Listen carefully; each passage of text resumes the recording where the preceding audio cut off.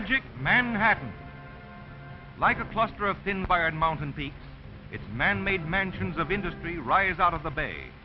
From the Battery to the Bronx, its brightly lighted avenues are a byword. Its waterfront, the frayed frontier of this golden island, is the greatest on earth, a kaleidoscope of all those who go down to the sea in ships. And no less than 10,000 ships each year come into New York Harbor from voyages to the seven seas to rest, exchange their cargoes, and then quietly slip away on their restless wanderings. Its more than 1,800 wharves and other waterfront facilities, if put end to end, would stretch almost one-third the distance across the United States. And more than 200,000 persons are employed daily to handle the traffic of the harbor. The tugs, approximately 700 in number, are an institution unto themselves. Appearing like puny little water bugs hitting at great drifting logs, they nevertheless handle the mighty leviathans of the deep with amazing ease.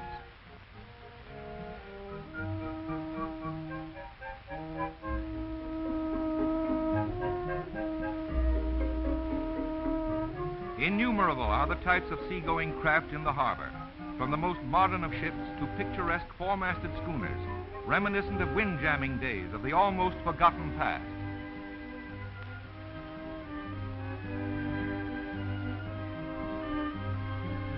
On the lower East River waterfront is the Seamen's Church Institute, which for more than 100 years has befriended all men of the sea.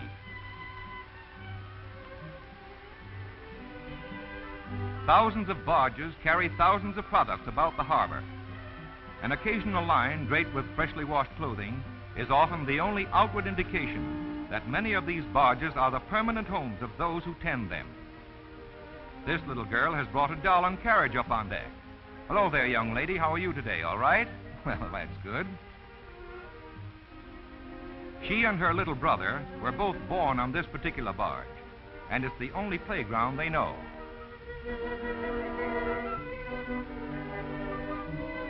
Sunrise over the lower East River always discloses long lines of sturdy little schooners tied to the wharves at the foot of Fulton Street.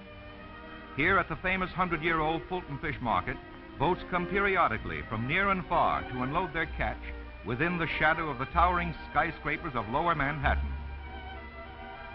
Some of these fishermen have caught their cargo as far away as the coast of Nova Scotia, or as far south as stormy Cape Hatteras on the coast of North Carolina.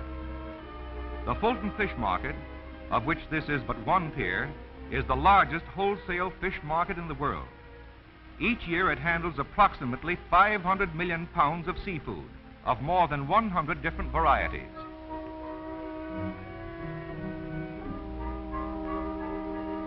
Nothing is more characteristic of the New York waterfront than these bulldog-like little tugboats that pull or push floating cargoes, often 100 times their own size. Let's go aboard one for a sail up East River for a midstream view.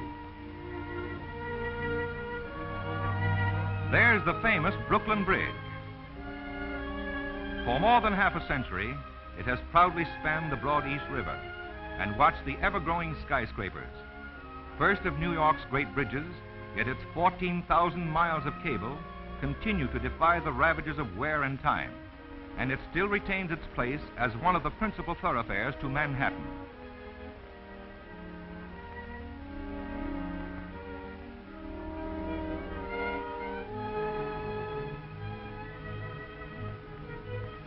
Just above Brooklyn Bridge is Manhattan Bridge, considerably greater in length, and beyond that, Williamsburg Bridge. The waterfront is a place of contrast, where the elegant sits beside the ugly, where graceful white yachts are looked down upon by the smoky black chimneys of industry. Here and there are extravagant dwellings, such as pretentious river house, with landing floats especially designed for the racy speedboats of its affluent residents, and exuding opulence and prosperity to the very top of lofty towers. And then there are the jungles of the less fortunate, whose only homes are made of discarded boards and bits of tin collected in the back alleys of the same metropolis, and whose household furnishings come from ash cans and public refuse heaps, dead ends of Manhattan. They wander dejectedly about their shacks on this decrepit spot of the waterfront, like unholy ghosts of men who have failed in every opportunity that life in a land of opportunity can afford.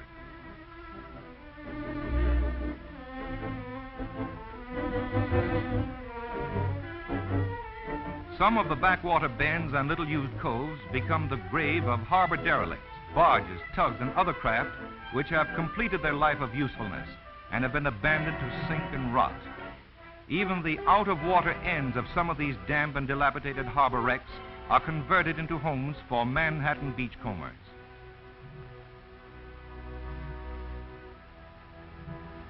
In the less repellent little bays are occasionally to be found somewhat more pretentious improvised living quarters. Neat homes built on deserted barges, lifted above the mire and murky water, with clean window curtains and front porches that look out across beached and sunken hulks of various types, sizes, and stages of wreckage, warehouses and sprawling factories, and the homes of other waterfront squatters. Manhattan is a city of bridges. The overwater roadways that connect the metropolis with surrounding points total more than twice the entire length of the island. Some are mechanical, swinging or lifting, while others span the sky well above the tallest smokestack or masthead. This is one of the less lofty spans of the great Triborough Bridge, a mere segment that straddles the Harlem River, high enough for tugs and other small craft to go underneath, also capable of lifting like an elevator to permit the passing of large vessels. Here is one of the automobile approaches on this same Harlem River crossing of the Triborough Bridge, the newest of all those serving Manhattan. It is 17.5 miles in length, and its three arms extend to the boroughs of Queens and the Bronx. There are also 14 miles of highway approaches, and the concrete alone that was used in the construction of the bridge proper would pave a 4-lane highway from New York to Philadelphia.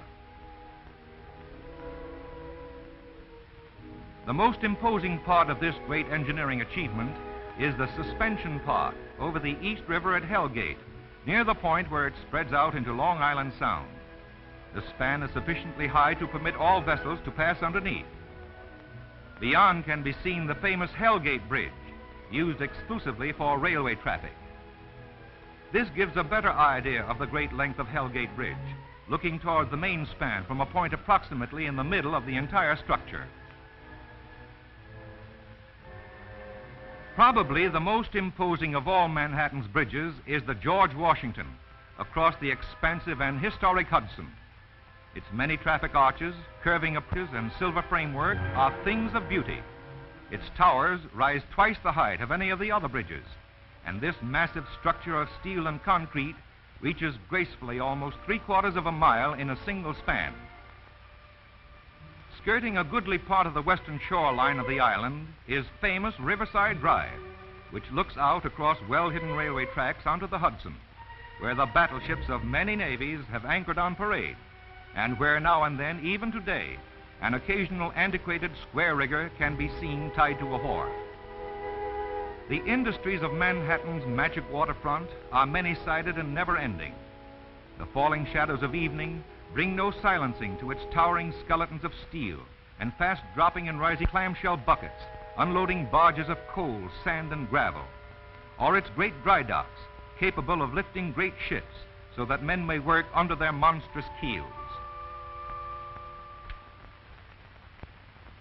From sunrise to sunset and through the bleak, drab hours of darkness, round and round this ever-varying waterfront, from Hell Gate's lofty bridges to the Battery that looks out toward the open ocean, there are sights at which to marvel and sights one may best avoid.